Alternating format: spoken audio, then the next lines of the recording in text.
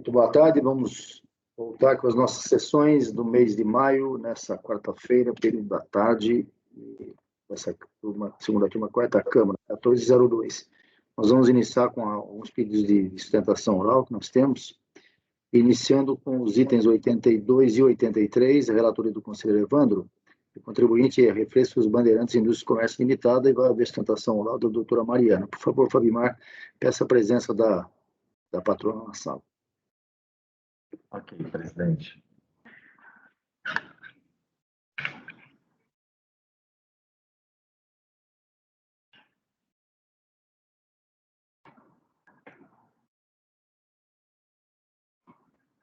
Itens 82 e 83 da pauta da doutora Mariana. Os contratos serão enviados agora. Por favor, clicar no link enviado no chat.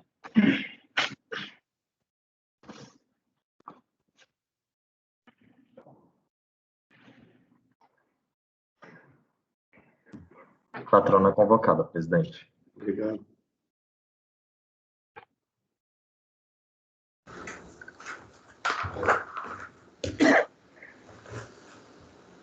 Boa tarde. Boa tarde, doutora. Tudo bem? Tudo ótimo. Como é que vocês estão? Tem prazer em revê-la. Igualmente. Doutora, nós vamos iniciar, então, o julgamento dos itens 82 e 83, que a senhora é a patrona, né, Refrescos Bandeirantes, a relatoria do conselheiro Evandro, que ele vai fazer um breve relato e vai explicar, inclusive, mais ou menos como ele está direcionando o voto dele, e a senhora pode fazer a sustentação oral, ou então, pode apenas fazer algumas colocações, porque talvez o que ele vai direcionar o voto já seja conveniente para o contribuinte. Então, Evandro, por favor, a palavra é sua. Boa tarde, doutora Mariana, demais, boa tarde, conselheiros, boa tarde, nosso apoio do CAF em Brasília. Aqui é um assunto já bastante discutido nessa turma, um assunto que me aparenta estar bastante amadurecido, que é a questão do submissão para investimento dos incentivos fiscais que os estados oferecem quanto ao ICMS, né?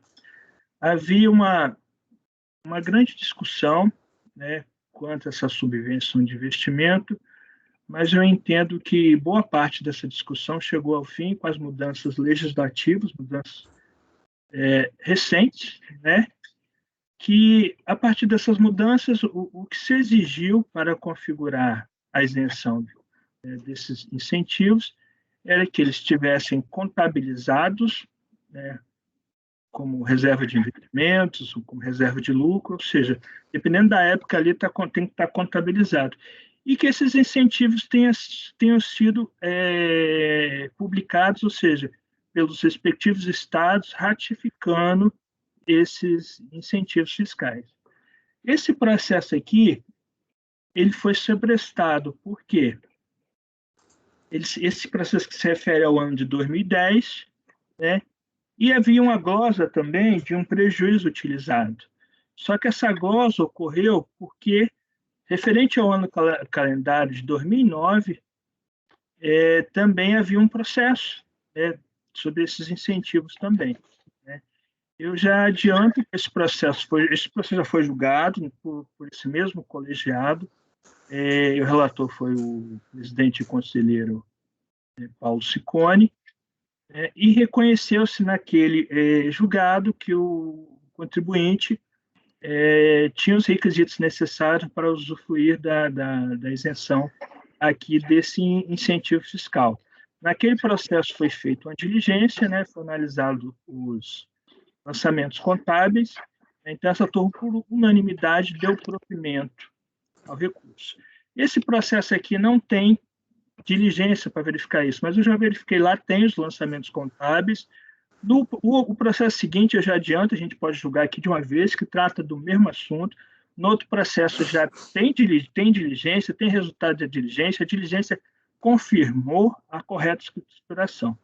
Então, eu vou adiantar aqui que no meu voto eu vou acompanhar os mesmos argumentos do conselheiro Paulo Ciccone, e vou dar o mesmo encaminhamento que foi dado no processo do ano calendário 2009 para o ano calendário 2011 e 2010 e 2011, considerando que eu entendo que foram atendidos os requisitos para usufruir da isenção.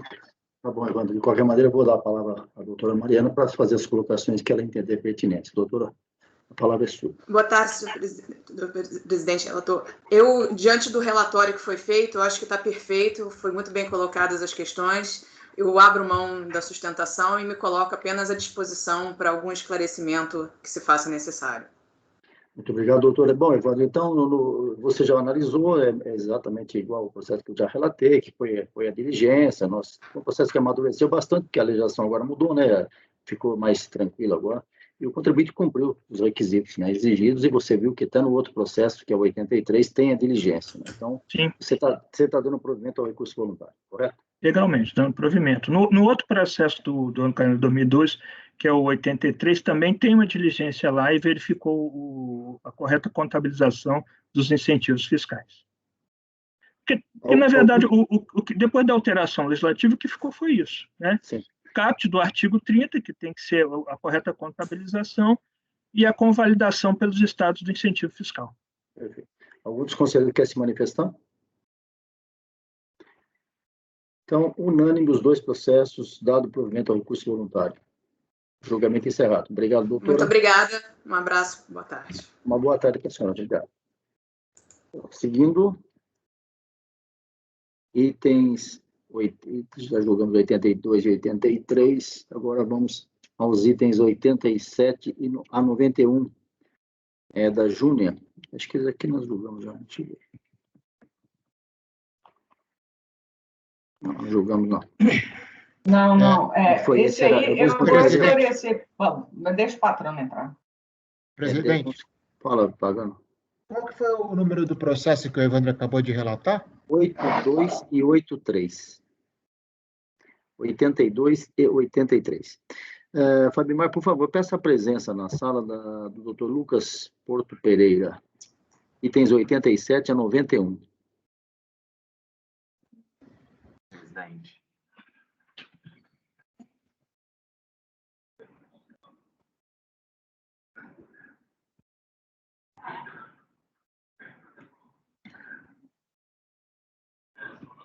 Itens 87 a 91 do Dr. Lucas são processos que serão julgados agora. Por favor, clicar no link enviado no chat.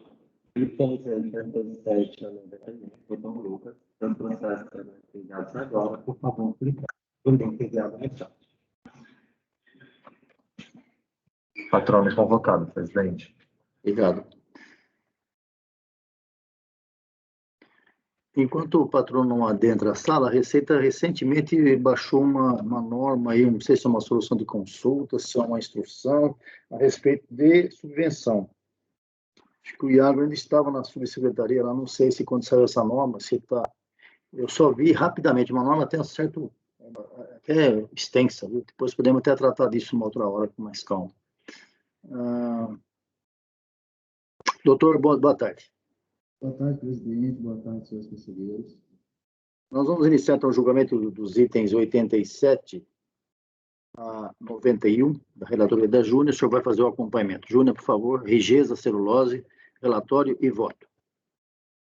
Presidente, só para a gente organizar aqui, os itens 88, 89 e 91 são, o crédito da compensação é um saldo negativo que deixou, assim como o do processo de ontem, que deixou de ser reconhecido porque teve a compensação de ofício no processo relativo ao ágio, tá? Então, aqui, por consequência, nós temos que dar a mesma decisão. Por quê? Porque esses processos são dependentes da decisão final, que foi o que nós decidimos ontem, do processo de final lá, 42, que é o processo do ágio, tá? Então, esses aqui seriam, também haveria aí, nesse caso, sobrestamento. O item 90 é a multa isolada pela não homologação da compensação do processo de número 89. Então, por via de consequência, ele também vai ser sobrestado.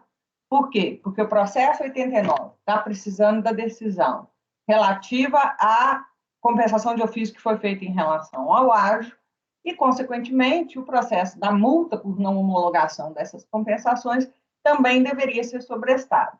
Então, isso significa que do processo 88 ao processo 91, eu estou fazendo resolução, o processo 91, 89 e 88 para aguardar a decisão da Câmara Superior sobre o processo de ágio e o processo 90 para aguardar a decisão do processo 89.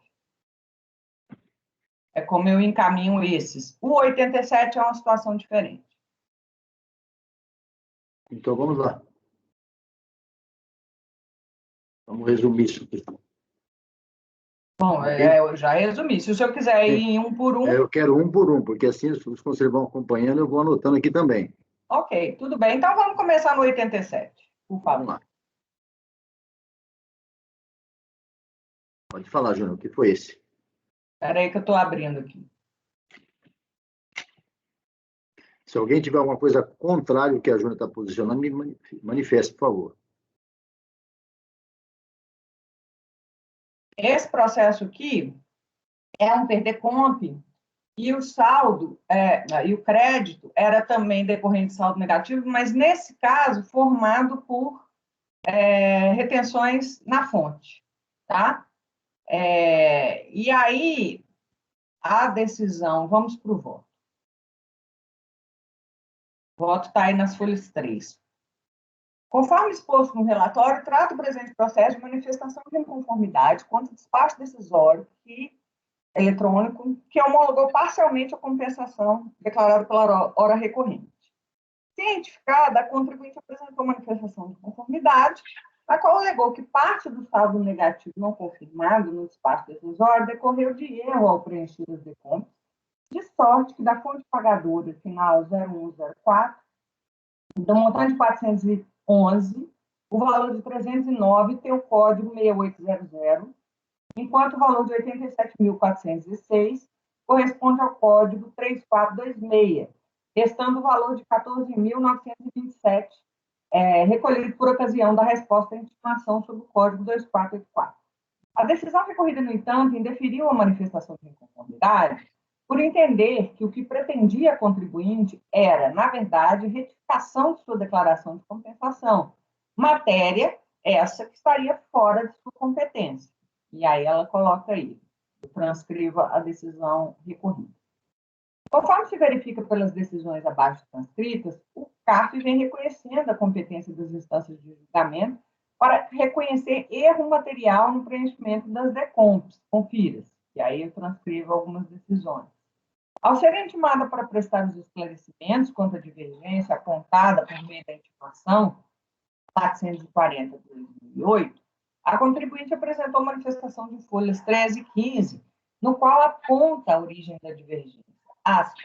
Sobre a divergência apontada na intimação e referência, a título de imposto de renda retido na fonte, informado no 411 da DECOMP sobre o número tal, RIVESA, versus informação 309.000, constante da DIF, do Banco de Boston, esclarecemos. 1.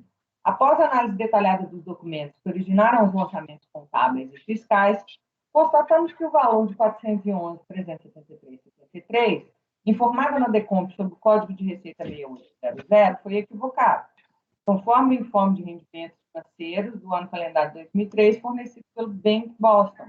Os valores corretos são Código 6800, rendimento tributável, 1.545.153, e imposto de renda retido na fonte, 309.030. Código de Receita, 3423, rendimento tributável, 1.982.234,40. IRRF, 396.446,61. Ao constatarmos a diferença de valor declarada maior, 14.927,12, de imediato, efetuamos a regularização do erro através do recolhimento com acréscimos legais, conforme determina a legislação, utilizando o Código de Receita 2484. Período de apuração, 31/1/2007, vencimento 28/2/2007. Via DARF, no total de 20.095,32. Por final, esclarecemos que a data base utilizada para autorização dos juros e multa, bem como do Código de Retenção, estão constantes as compensações informadas à DRF Campinas. Verifica-se assim que a contribuinte juntou aos autos os seguintes documentos: informe de rendimentos financeiros emitido pelo Bank Boston, 16, folha 16, e o DAFT, folha 17. Todavia, entendo que os documentos acima mencionados não são suficientes para comprovar o seu direito creditório. Isso porque, tratando-se de crédito decorrente de retenção na fonte, é imprescindível a comprovação de que a totalidade das receitas tenha sido incluída na apuração do lucro arbitrário, do lucro tributável. Sendo assim, em atenção ao princípio da verdade material, entendo que o processo deve ser convertido em diligência para que a DRF de origem intime a... Aí eu acho que nem precisa de intimar para comprovar o erro, mas, enfim, relativa às retenções e junto documentação necessária, se ela achar que precisa de algo, mas verifique se os valores declarados foram oferecidos à tributação, apresente relatório conclusivo, intime a contribuinte para querendo se manifestar no prazo de 30 dias. Esse é o 87, Júnior? Diligência. Esse é o 87. Julgado, 88. Vamos lá, final já. Finalmente. Bom, pode ir para o 88, então? Sim. Ok, esse aqui é diligência. Esse também? Não, esse aqui não. Esse é só o 87 que é diligência. Vamos para o 88. Tá. 88. Aqui, o meu voto vai estar diferente, tá? Porque eu não alterei ele ainda. Mas se vocês olharem no relatório, foi glosado em razão da inexistência do saldo negativo. Aí eu copio, né, o despacho, e isso aí é a transcrição da decisão da DRJ, e aí ela fala: decisão em lide fundamentou-se no fato de que o valor total do saldo negativo, indicado pelo contribuinte como origem do crédito pleiteado, havia sido integralmente aproveitado de ofício para reduzir o montante do tributo lançado de ofício no processo. Aí, o presidente, se o senhor já quiser anotar, porque o sobrestamento vai ser feito com base nesse processo. Então, peraí. Aqui você vai sobrestar. Eu vou sobrestar até o julgamento final do processo 108. Tá. Não, pode ir em frente, depois eu anoto. 108:30, se o senhor quiser anotar, porque aí a gente já fica, isso aqui vai servir para todos. Então, peraí. Pode falar o número do processo. 108:30. Pode falar. 7212 70 2014 42. Esse aqui é o que vai esperar. Ele vai esperar o julgamento Esse está na Câmara Superior, tá? E é o que trata do ágio, e, portanto, eu estou sobrestando esse processo aqui, o 88, até o julgamento final desse outro. Tá. Que eu acabei de mencionar. Perfeito. Então, sobrestado. Todos de acordo? Seguindo, próximo item, 89. 89. Mesma coisa para o presidente.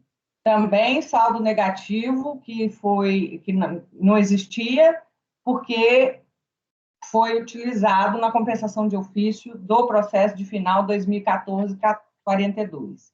Então, o encaminhamento é sobrestamento até o julgamento final do processo, aquele que eu já comentei, final 2014-42. Esse é o 89, né? Esse é o 89. Tá bom. Podemos seguir o próximo. 90.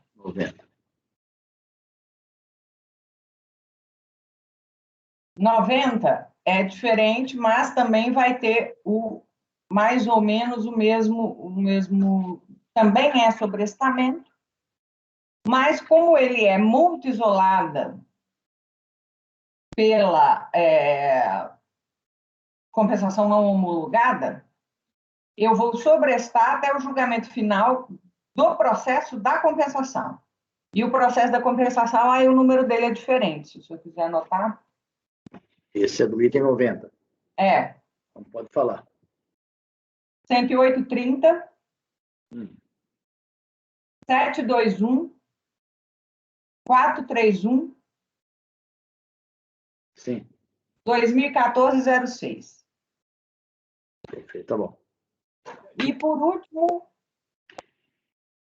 Presidente, Sim? pode falar. nesse 90 eu voto pelas conclusões e no 87 também, tá? Tá. Eu explico depois, se o senhor quiser, para não atrapalhar o ritmo, eu Eu explico depois. vou anotando, depois eu faço a complementação, Marco. Aqui Tá bom. 89. Ok, vamos lá. 90, Júlio. O 90, o que acontece? O saldo negativo dele depende do julgamento não só do processo de final, que é que o senhor anotou, mas ele tem também um outro processo, tá? Então, é só acrescentar mais, ou seja, não é sobrestar até o julgamento daquele, mas tem que acrescentar aí um outro processo. Então, peraí, espera um pouquinho. Aqui, nesse caso, também no 90 também é sobrestamento, mas tem dois processos? Isso. Aquele que está lá na Câmara Superior. É o anterior, o do final de 2014, 42. Isso. Tá. E mais esse aqui, ó. Esse aqui quer dizer o quê? Esse aí, o número é 10830.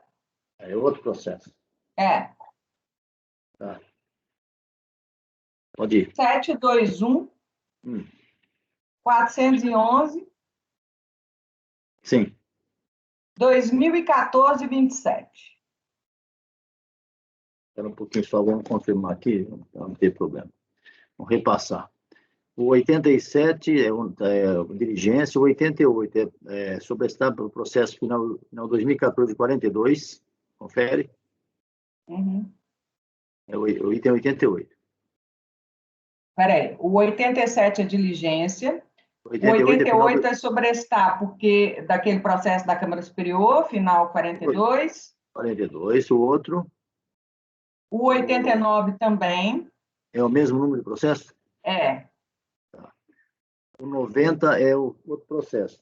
O 90 é o da multa isolada. Júnior, espera um pouquinho, Júnior, se eu não fazer confusão. Eu acho que o 89, pelo que você me passou, é outro número. É o processo Peraí, deixa eu confirmar. No final 2014, 06. Tá certo, só um minutinho, presidente, deixa eu confirmar.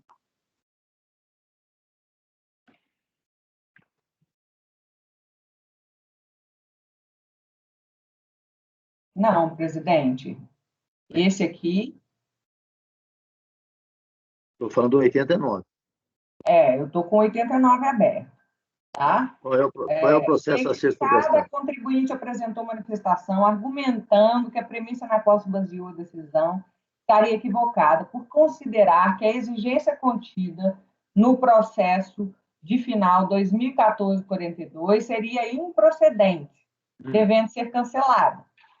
Por fim, caso não sejam apreciados pedidos acima, seja determinada a exclusão dos valores cobrados a título de multa e juros, e aí, de novo, porque ela entende que está pendente de análise o processo 2014-42, que é onde foi feita a compensação de ofício. Tá bom. Então, a 89 okay. É a mesma coisa. Ok, então vamos por 90 é o 700. O 90 é que muda, presidente, porque o 90 e o 91, né? O 90 muda por quê? Porque ele é um processo de multa isolada por compensação não homologada. Então, eu estou sobrestando esse aqui ao processo onde está sendo discutida a não homologação da multa. Cujo final é 2014-06. Exatamente. Tá. Então, esse é o 90. Agora o 91.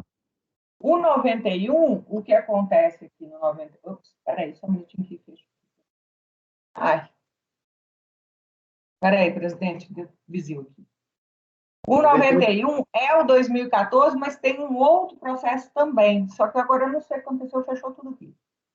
Tá. Então, o que você me passou que seria o 2014-42 e o 2014-27. Isso, acho que é isso. Eu não estou. Desculpa, mas aqui agora eu acho que eu vou até bobear, vou ter que reiniciar aqui. Fechou tudo aqui para mim. Mas é isso, ou seja, ele também está relativo ao 2014-42, mas além do 2014-42, ele tem um outro processo vinculado. Então, tá, aqui são dois processos. Isso. Pode anotar, nome dela e...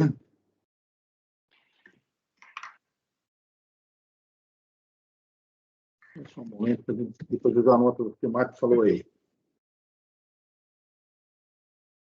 Alguém mais tem alguma observação a fazer, além do Marco, que disse que vai votar pelas conclusões em alguns processos? 87 do 90. 121, 411, 2014 e 27.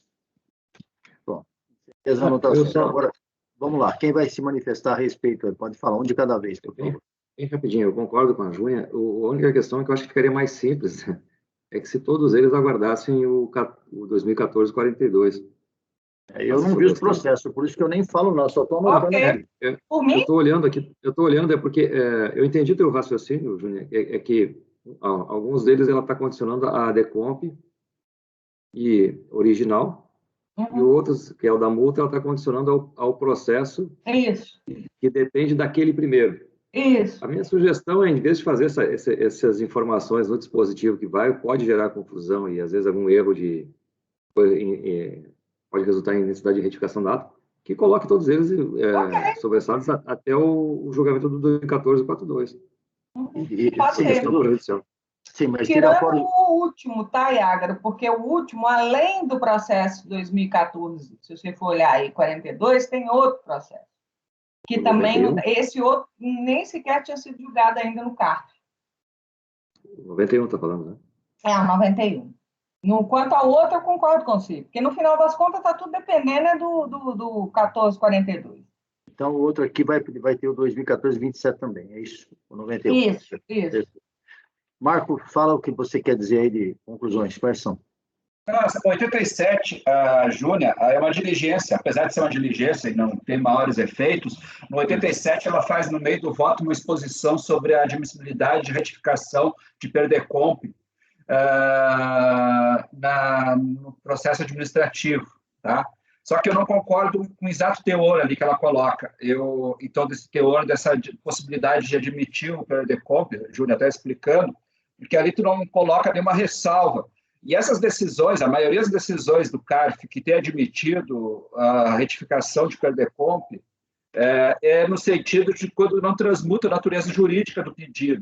E há uma demonstração do erro.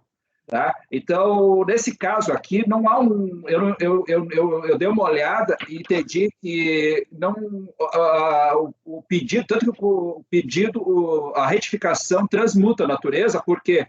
Porque ele muda os códigos, inclusive ele complementa com o pagamento da diferença. Então, na realidade, nesse tipo de situação, eu teria ressalvas. Mas como é uma diligência e essa matéria vai ser devolvida depois, aí não tem problema, só eu não quero confirmar por causa disso. E o 90 é a questão da multa isolada sobre compensação não homologada, que eu tenho já uma posição de que o parágrafo 18 sobrestar, e não precisa sobrestar o processo, mas é só uma questão mais de doutrinário, não tem efeitos de diferença prática nenhuma, por causa das minhas posições anteriores. Perfeito. 87 e 90. Alguém mais? Alguma anotação mais?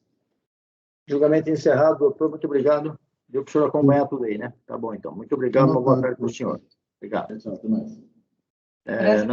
eu vou só... Porque sumiu tudo aqui mesmo, não estou conseguindo acessar a pasta. Agora é tudo. Ótimo, pode deixar. Vamos continuar, então, agora o item 92. Aqui é um vídeo gravado. O Marco, você consegue disponibilizar isso propaganda aí? Vou ver, só um pouquinho. 92, né? Isso. Agora é a primeira vez, presidente, que eu vou fazer. Só um pouquinho, então. Não tem problema. Vai olhando aí se é possível. Não, possível só vamos... Só ver aqui. Só um pouquinho, por gentileza. Um segundinho. Como é que funciona aqui o compartilhamento? Compartilhar conteúdo. Ele tinha uma opção aqui de botar o link, né? Deixa eu ver. Eu mandei para você. Tem um link aí do YouTube aí. Sim, eu sei. O Fabiano vai disponibilizando o seu voto aí, tá? É Usina Zanin. Ele já deve estar disponibilizado, presidente. Tá bom. Estou tentando procurar o vídeo aqui, né? Tá, achei.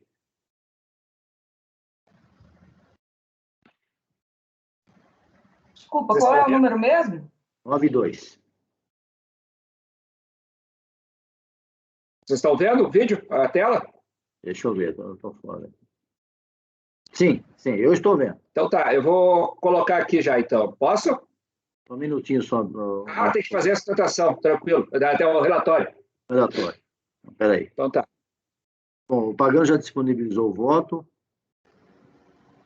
Eu já acessei, está aqui, todo mundo deve ter acessado. Então, Pagano, um breve relato aí, que depois o Marco põe o vídeo para a gente assistir. Então, presidente, é o recurso voluntário, né, interposto face ao acordo da delegacia, que decidiu negar provimento à manifestação de conformidade por entender que não se pode cancelar um pé de comp após ter sido proferido o despacho decisório. Tá? A manifestação de conformidade face ao despacho decisório e que foi apreciada a decisão de compensação pé de comp, né, afinal 5062, por intermédio da qual a contribuinte que apurou os tributos devidos com base no lucro real estimativa mensal, pretende compensar débito CSL, código 2484, período de apuração 1 do 5, com crédito decorrente de pagamento devido a maior de tributo, efetuado em 30 de 2003. Em decisão proferida pela DRF, Araraquara, em 9 de 6 de 2009, foi homologada parcialmente a compensação declarada ao fundamento de que foram localizados um ou mais pagamentos, mas parcialmente utilizados para a quitação de débitos da contribuinte, restando saldo disponível inferior ao crédito pretendido, insuficiente para a compensação dos débitos informados no PERDICOM. Em seguida, a recorrente apresentou a manifestação de conformidade, no qual alega em síntese que, após o recebimento do despacho decisório, constatou que o PERDICOMP de final 0524 e 3063, que foi retificado pelo 5062, foram transmitidos em duplicidade e, por não ser possível o cancelamento do PERDICOMP via internet, solicita o cancelamento de um dos dois PERDICOMPs para regularizar o erro cometido, ficando apenas um válido. Né? Após o oferecimento da manifestação, a DRJ negou o provimento da manifestação de conformidade, informando que não poderia ter sido feita a desistência após o despacho decisório, que não haveria possibilidade do cancelamento da PERDICOMP, tá? E que ela seria uma confissão de dívida. A recorrente foi lá, interpôs recurso voluntário e repisou os mesmos argumentos da impugnação, sem renová-los em nenhum momento. Então, basicamente, o que nós vamos ver aqui é em relação à possibilidade de cancelamento do PERDICOMP, posteriormente ao despacho decisório, né, para que seja, então, considerado que o crédito utilizado em uma delas fosse integralmente utilizado na compensação aqui analisada nesse processo. É o relatório, presidente. Ok, Marco, então disponibiliza para a gente assistir, pessoal em silêncio, o microfone desligado para não interferir no vídeo. Bom dia, ilustrações conselheiros. Cumprimento essa turma e agradeço desde já a atenção. Esse processo é um recurso voluntário interposto pela Raiz em Araraquara Açucarial, então denominado usina Zanin Açucarial. Esse caso versa sobre a exigência de uma decomp, que em realidade o débito objeto dessa decomp ele já foi extinto em outra decomp, ou seja, ele está transmitido em duplicidade nessa decomp debatido nesse processo. Então, é um débito de CSLL da competência de janeiro de 2005, então transmitida pelo contribuinte em uma decomp originária, que de final 0524, os números estão no recurso voluntário, no memorial encaminhado a vossas senhorias, mas na decomp final 0524, esse débito foi extinto porque a decomp foi homologada. Essa decomp está nas folhas 33 a 38 do presente processo. O que ocorreu é que, por um equívoco, a contribuinte lá naquele período transmitiu a decomp objeto desse processo aqui agora debatido, está nas folhas 2 a 5, a decomp de final 5062. Então, quer dizer, estamos aqui tratando de um débito já extinto por compensação e transmitido em duplicidade, com um mero equívoco realmente da contribuinte à época. Na realidade, a intenção que a empresa deveria ter feito, mas não fez, era cancelar uma outra decomp que esse mesmo débito foi transmitido. Veja, Vossa Senhoria, foi o mesmo débito em 3 decomps. Os números estão todos no memorial, no recurso voluntário, mas a intenção era cancelar uma outra decomp e ele acabou sendo novamente transmitido. Na primeira instância, a DRJ entendeu que o crédito utilizado já teria sido consumido em outro perdecomp, mas, veja, Vossa Senhoria, também o crédito foi utilizado mais de uma vez por equívoco, também mero erro formal de preenchimento, mas esse outro caso também não está em debate nesse processo. O que diz respeito a esse processo é essa decomp que está já, objeto dessa essa decomp é um débito de CSLL de janeiro de 2005, que já foi extinto em outra decomp, e que não poderia ser objeto de exigência, nova exigência aqui. Realmente trata-se de um mero erro de preenchimento formal de transmissão da decomp pelo contribuinte. E, recentemente, essa mesma turma baixou uma resolução muito bem encaminhada por Vossa Senhoria, se me permite, a resolução 1402.001.382, que é um processo administrativo que foi julgado em 13 de abril, na sessão das 14 horas, sobre a mesma relatoria do ilustríssimo conselheiro Luiz Pagano Gonçalves, e que baixou em diligência para confirmar se o débito tinha sido a mesma situação transmitida em outra decomp. Foi um bloco de casos, vamos dizer assim, um bloco de casos que a contribuinte teve alguns sucessivos erros de realmente preenchimento de obrigação acessória, preenchimento de perder compras, e que agora estamos aqui em contencioso debatendo a situação. Então, caso vossas senhores entendam que seja necessário que a Receita Federal confirme que o débito realmente foi extinto em outra decomp, que baixe o processo em diligência, igual fez nessa resolução 402.001.382, julgada em 13 de abril, para que a Receita Federal confirme se realmente esse débito transmitido na decomp desse processo já foi extinto na outra decomp de final 0524. Muito obrigado pela atenção. Boa sessão a vossas senhorias.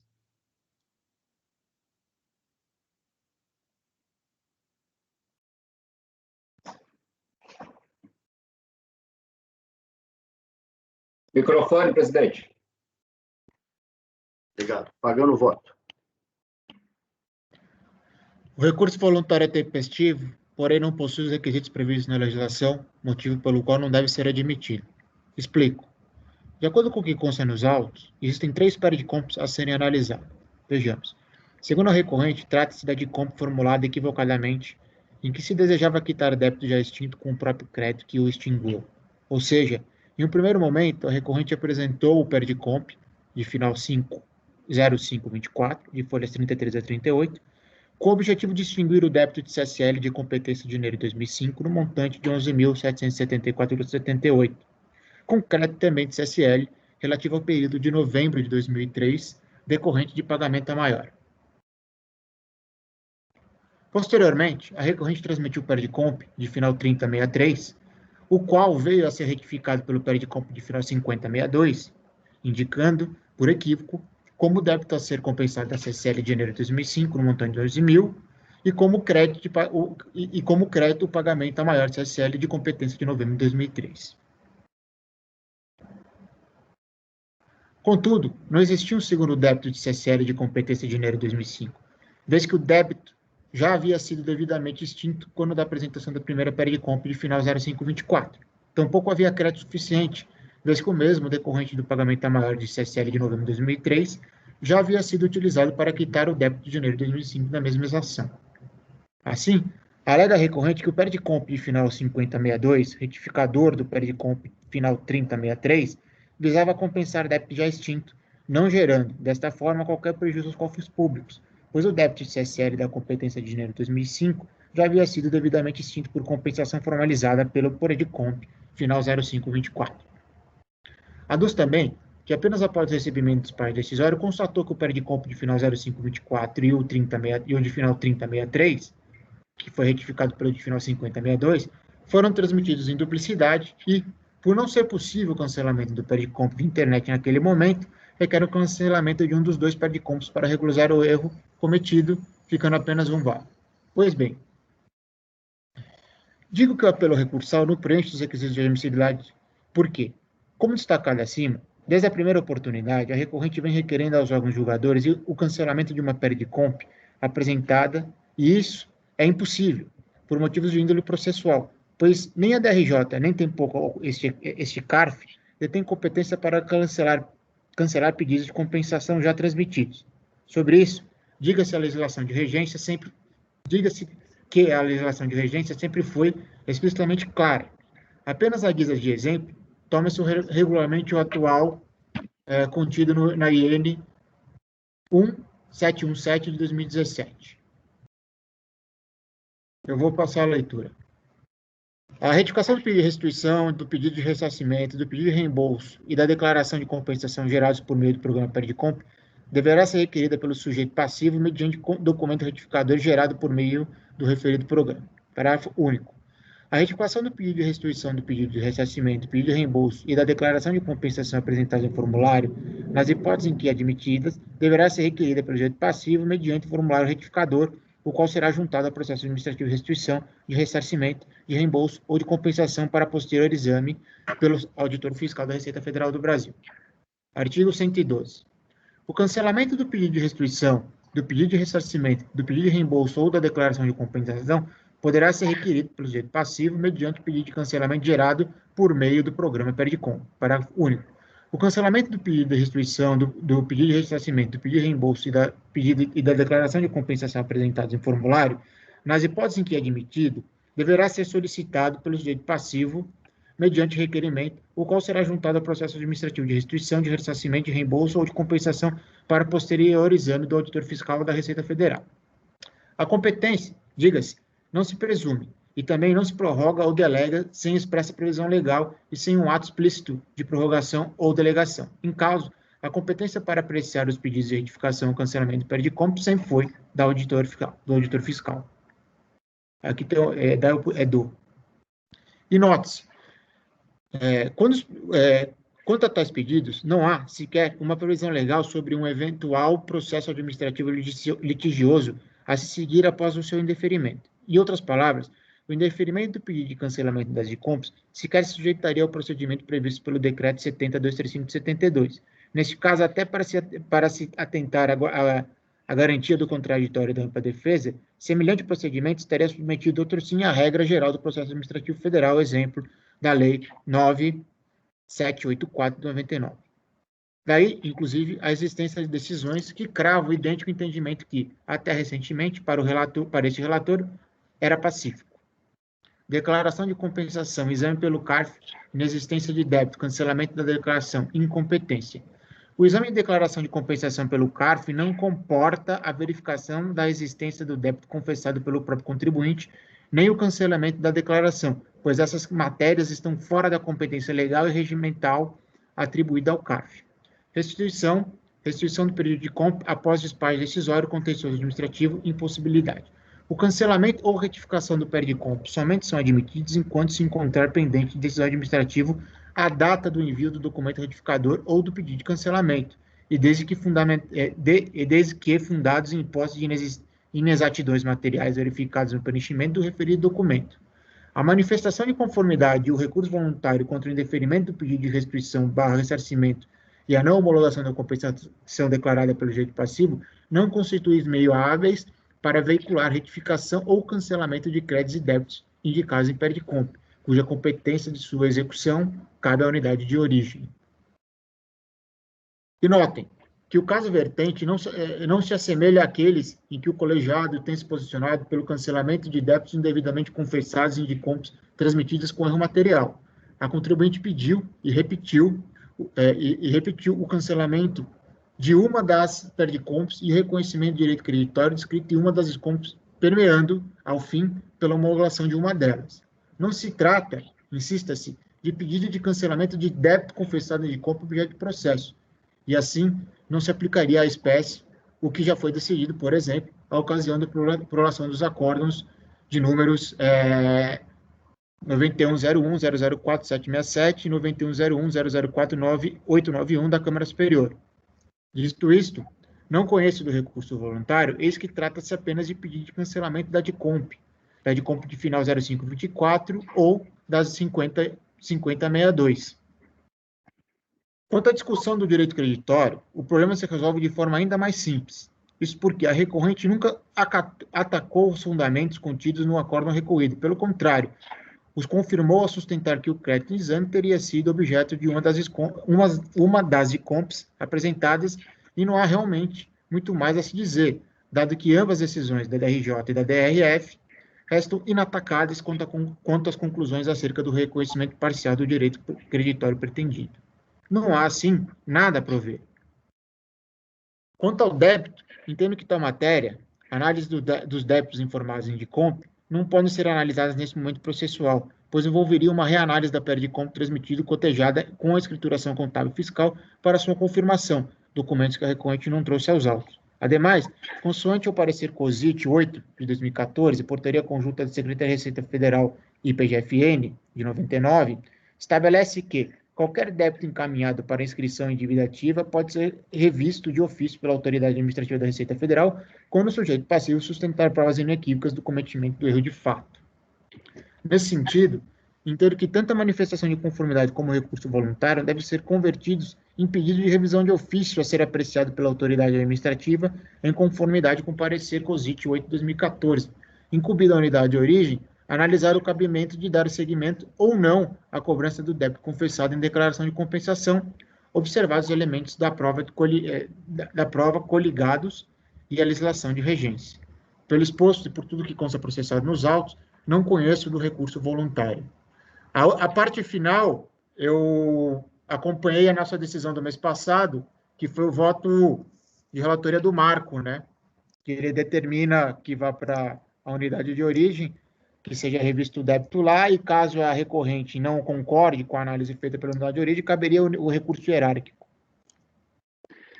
Tá? Perfeito, Pagano. E o que o patrono falou aí na sustentação dele, inclusive se fazendo referência a um voto seu anterior, aí nada a ver. Não, lá a gente tinha uma dúvida se existia um... Como é que foi? Se era um débito ou um crédito compensado na outra compensação, né? E que esse débito também estava sendo exigido na mesma compensação que a gente estava analisando no processo. Aí eu falei, espera um pouquinho, se esse débito já foi pago na outra compensação, esse débito aqui não pode ser exigido agora. É isso que eu falei, estou convertindo diligência para ver se o débito pago na outra compensação era o mesmo débito que tinha sido exigido nessa compensação que a gente estava vendo no processo do mês passado.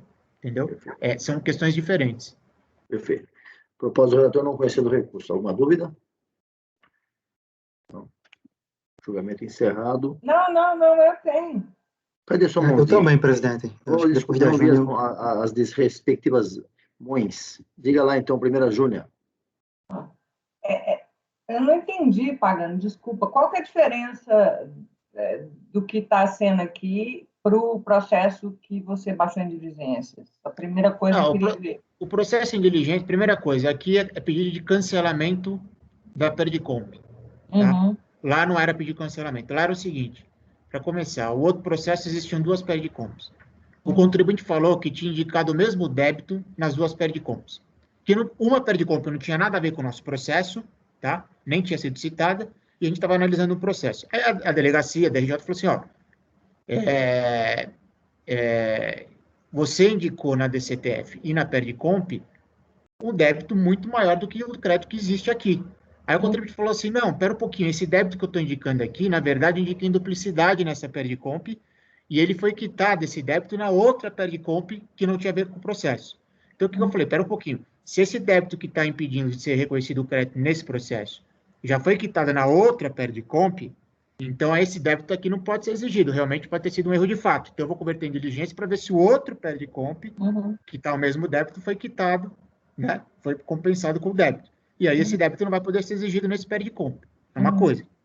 Nesse processo, o que ele está falando? Ele indicou 3 PERD-COMPs, só que uma das 3 PERD-COMPs ele errou. Ele falou, indiquei 3 vezes o mesmo crédito para as 3 PERD-COMPs.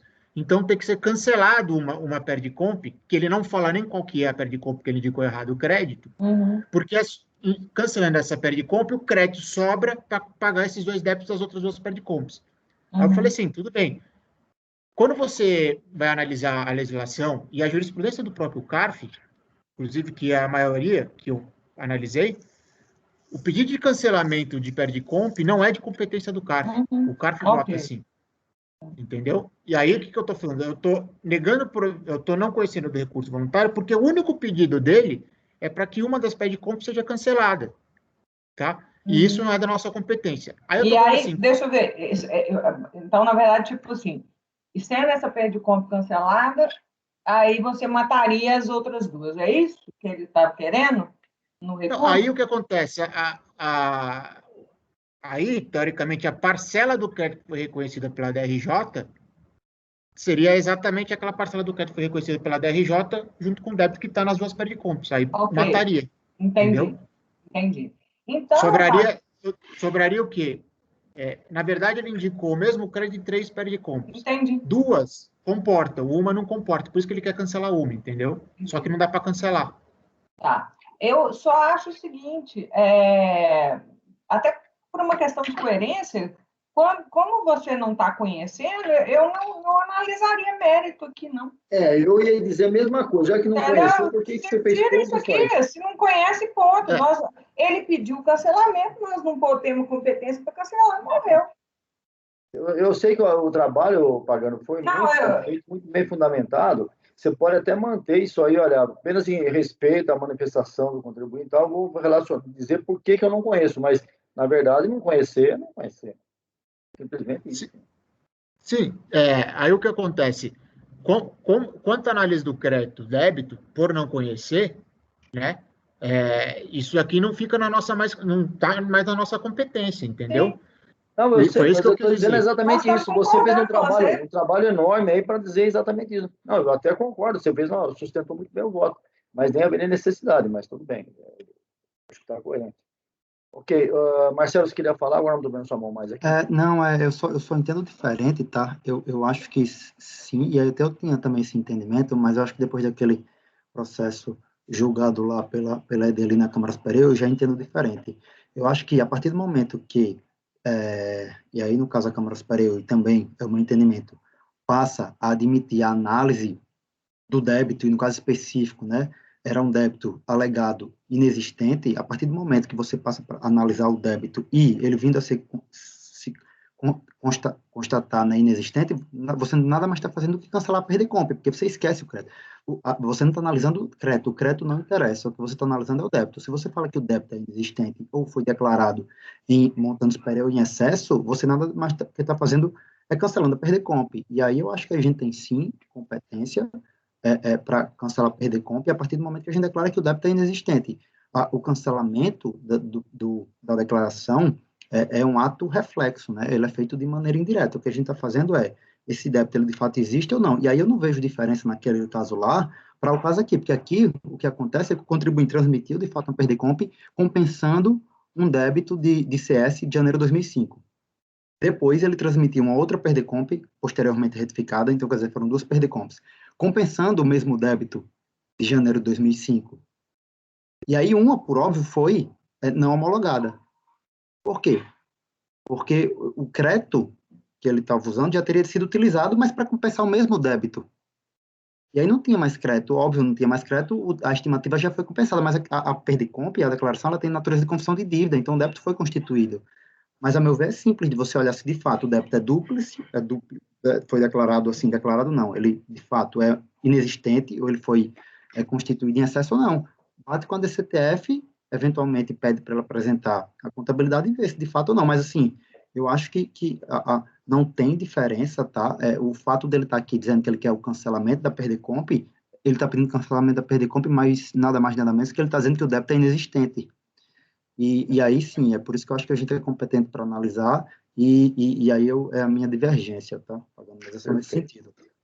A posição da turma é exatamente oposta. Nós entendemos que não temos, podemos até ter competência, mas nós não analisamos, entendemos que a DRF é a unidade competente para fazer essa análise, tem todos os sistemas à disposição dela, e nós remetemos até uma sugestão feita pelo Marco, que se remeta para 9784, que é um recurso hierárquico, entendeu? Nós sabemos... E aí nesse ponto eu concordo, presidente, eu também acho que a gente não tem, eu não vou falar em competência, a gente não tem instrumento, de fato a gente não tem, mas o que a gente está fazendo aqui, a gente não está analisando, o que a gente está dizendo o que o CARF faz, na verdade, é exame de legalidade, o que a gente está dizendo aqui é possível a análise do débito, tanto é que a Câmara Superior lá não chegou a analisar, até porque é matéria fática, né? Então ele não fala, não, o débito inexiste e cancela. Ele fala, não, é possível sim, o procedimento, devolva, e aí a conclusão é interessante, porque a conclusão, no fim, né, os meios são distintos, os procedimentos vão divergir, mas a conclusão é a mesma. O que acontece é que a Câmara Superior, a decisão dela é de maneira, assim, prescritiva, né? Ela está obrigando a unidade de origem. Aqui o que a gente está fazendo é recomendação, a gente fala, a gente não tem competência, mas unidade de origem, olha aí, Eu sigo na linha de entender como a Câmara Superior, que ela fala, ó, é possível sim você analisar o débito. E aí sim, a Câmara Superior não analisa o débito, ela manda a unidade de origem, que tem todos os meios próprios para tanto fazer. Mas é só isso. Perfeito, Marcelo. Alguém mais quer se manifestar?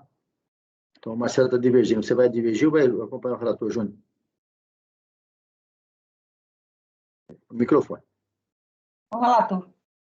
Alguém mais quer se manifestar? Então, a maioria vencido o conselheiro Marcelo, não conhecido o recurso. Tá? Seguindo o item... Desculpa, eu quero o número mesmo, é o 92, né? Isso.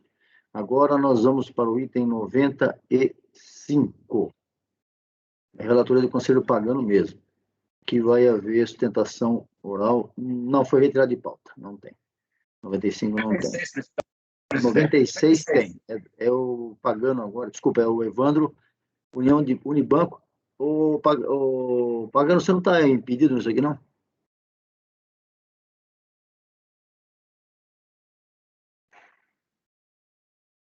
Deixa eu ver, presidente. Devia ter visto isso aí.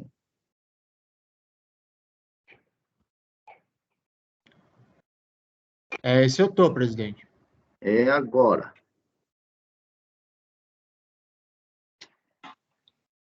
Mas esse processo aqui voltou agora, né? Eu tinha visto a primeira ata. Ele era do mês passado, né? Não sei se ele voltou agora. Está na, Ele tá era do mês pauta aí. passado. Na pauta aqui. O Evandro, qual é a matéria aí, Evandro? PEDECOMP. Aí PEDECOMP tem que analisar, mas aqui, deixa eu te falar. Antes se de quiser, presidente, eu posso ver se tem patrão, alguém, tá? A gente tem um grupo, se você quiser que eu veja se tem alguém. As matérias estão analisadas aqui em diligência, né? Tem uma parte de pagamentos a órgãos, retenção na fonte e lucro no exterior aqui na PEDECOMP. O processo é complexo. Então, você falou qualquer coisa, mas se você tem Isso, se você quiser, eu posso olhar se tem alguém lá no grupo, eu mando uma mensagem, pergunto se tem alguém disponível para entrar. Sim, 15 então minutos. verifique. Por favor, verifique, porque eu não quero fazer um julgamento com disparidade. Deixa eu ver, então, enquanto você vê isso, vamos fazer um intervalinho, então, de 5 minutos para que você possa ver isso. Vai dar um intervalo de 5 minutos.